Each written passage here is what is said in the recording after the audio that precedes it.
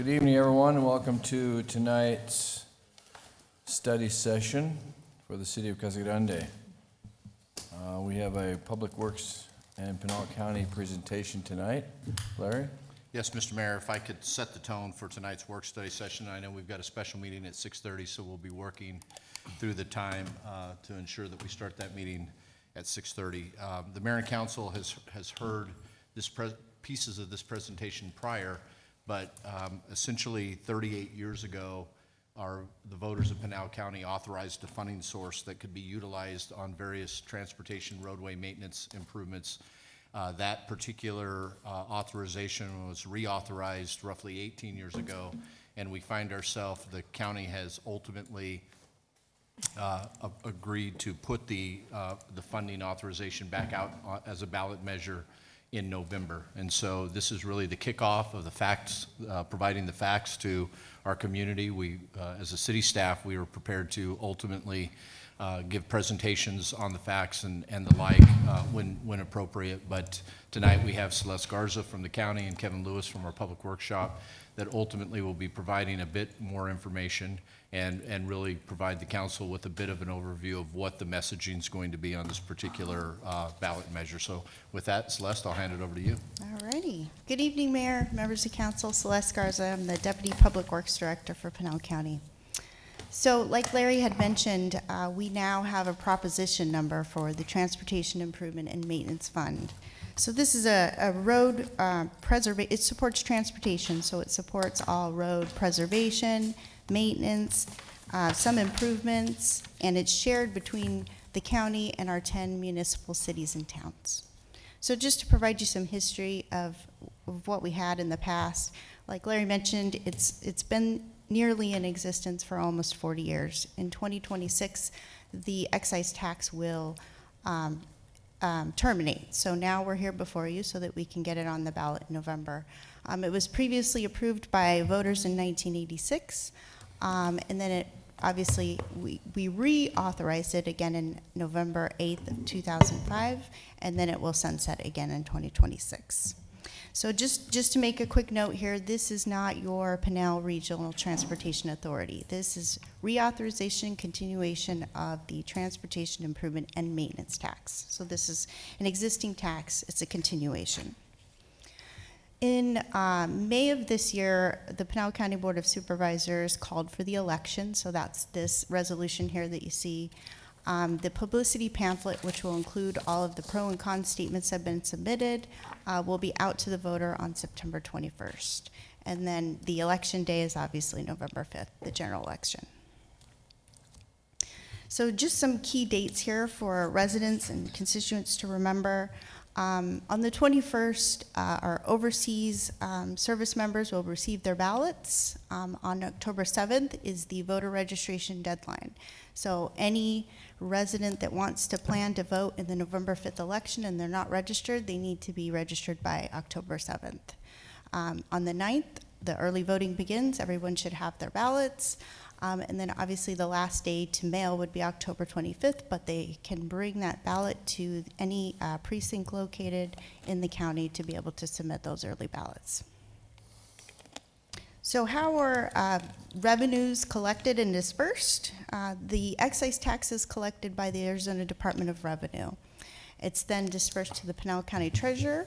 It's a population-based formula, and then that is dispersed to the jurisdictions in which, however they've factored in population. So I believe the city receives about 13% of that revenue.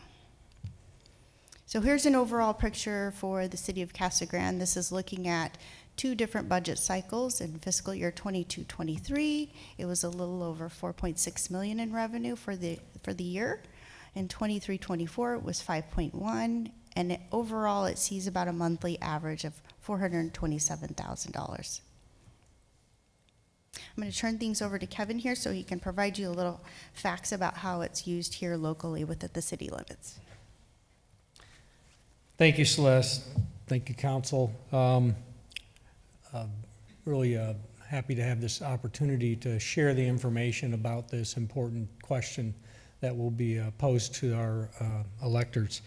So As Celeste mentioned, we get a certain amount each month from that tax, and it's based on our population. That's great, and I think in that last slide, you could see how over the years it's increasing.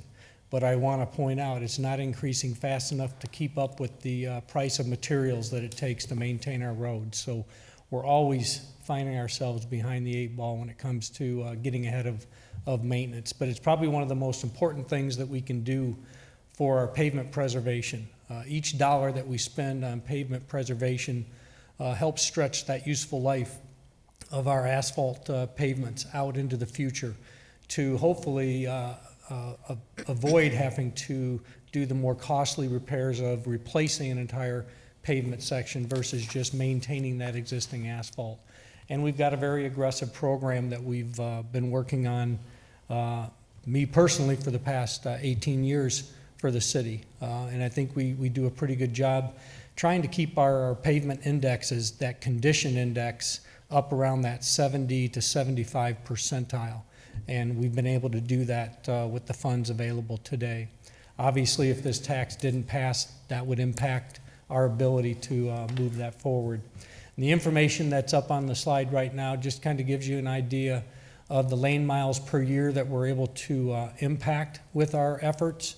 And you'll see a huge fluctuation between year and year, and that really depends on the maintenance strategy that we're using and the maintenance section that we're planning on targeting. And we try to go every other year targeting residential areas, subdivisions, and then in those off years we go and we focus on our arterials. So you'll see a big discrepancy between how many miles we impact each year, but it really does take into account what we're actually doing out there, and each year is different depending on the needs.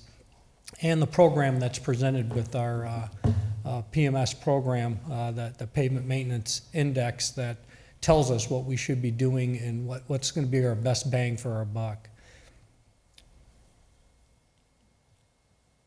So the different types of pavement preservation that we utilize are our pavement surface treatments, and those are your chip seals, slurry seals, even up to a thin mill and overlay. What we're trying to do is maintain that base course of asphalt and then give that roadway a new wearing surface and keep that moisture out of that. The bottom picture there shows our crack seal program. We have a very aggressive crack seal program. It's the most inexpensive maintenance tool that we have, but it probably provides the most benefit because it keeps that moisture from getting underneath that asphalt layer and deteriorating our subgrade, which is really the reason asphalts are able to be maintained. And then, of course, it covers our pavement striping each year. Currently, we're at about $200,000 to $250,000 in striping each year to maintain the reflectivity of our striping system throughout our city. So one last point I want to make. So our tax, each municipality gets to choose how they use their money, and most of them do use it to maintain their existing program. We're no exception. We use a majority of those funds, if not all those funds in a given year, to maintain our pavements. It is also can show up as our project CIPs in each budget year, but CIP doesn't necessarily mean expansion of the system. We do have CIP projects that expand our system, but CIPs associated with our maintenance are to maintain the programs. A good example of that would have been the CIP we did for Rancho Grande when we went in and rebuilt that subdivision. It's been 4 years now, I guess.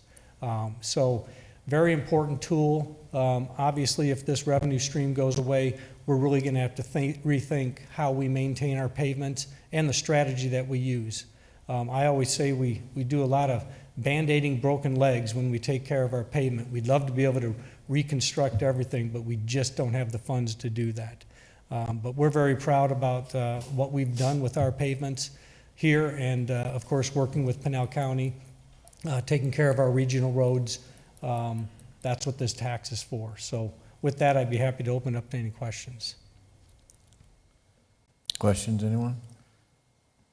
Mr. Mayor, if I can, before we adjourn the meeting, I do want to just point out to the mayor and council that I've handed out some of the publicity information that our team is putting together. Again, because this is a ballot measure, the city of Casa Grande cannot take a position on the ballot measure. However, as Celeste pointed out, there's individuals that had the opportunity to make pro and con statements for the publicity pamphlet. That time frame is closed, but there will be included in the publicity pamphlet. As you can see by the document that I've handed out, ultimately, some of the projects that we've done locally in Casa Grande, and Kevin's touched on a few of them, is that we've taken utilized the funding for our downtown streets. Most recently, we've used it for the Florence Boulevard overlay. That was a sizable project. We've done road work on Trucco Road, Cottonwood Lane, and Casa Grande Avenue.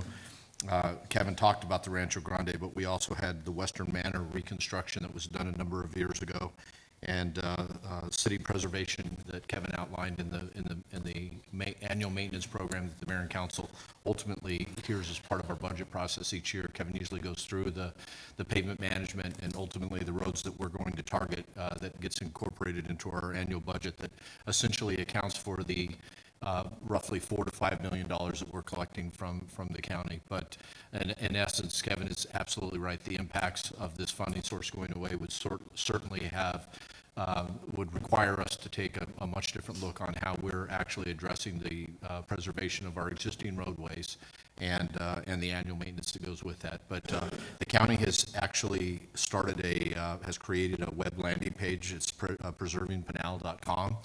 There is some additional information that is more focused on the county.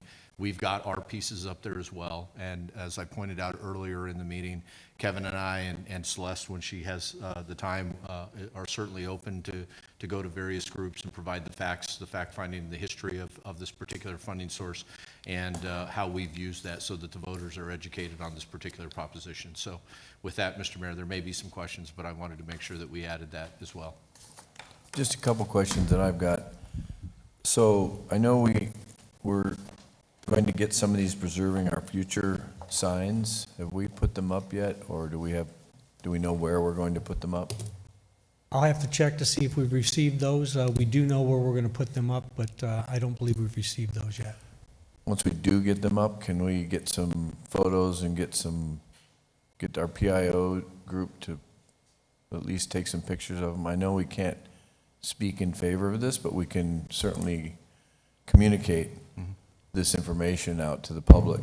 And I'd like to know if I can also get this electronically. We Absolutely. can send that to you electronically, Mayor. Can you put the total dollars on here, not just the individual projects? Meaning, Sure. because I'm sure you're going to send it to me in a PDF and I won't be able to manipulate it.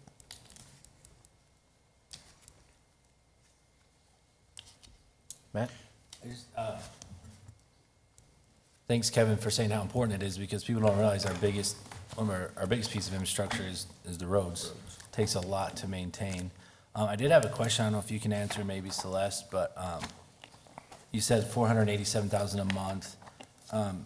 How much of this percentage-wise, goes to cities and towns, and how much to unincorporated Pinal? Any idea on that? So again, it's population-based, so it depends on the population, and so we get so much money per person in our community. And so it goes the same to the county, just by whoever lives in the unincorporated? Yeah. So the county as a whole is probably, the last census, we're close to 500,000 in population. About half of those residents live in the unincorporated areas of the county. So I guess you could say. About half goes unincorporated, and, So about half of the revenue does come to the county. And I mean, we all drive on county roads. I'm just curious. yeah, that's Yeah. about where it's at. Okay.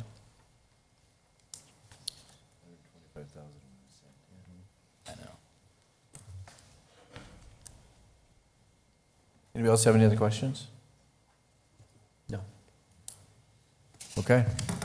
Thank you both. Thank you, Celeste. Thank you, Kevin. All right, I think that's all we have for this, right, Larry? That's right, Mayor. Our special meeting will start at 6:30. All right, we'll stand adjourned until 6:30. Thank you, everyone.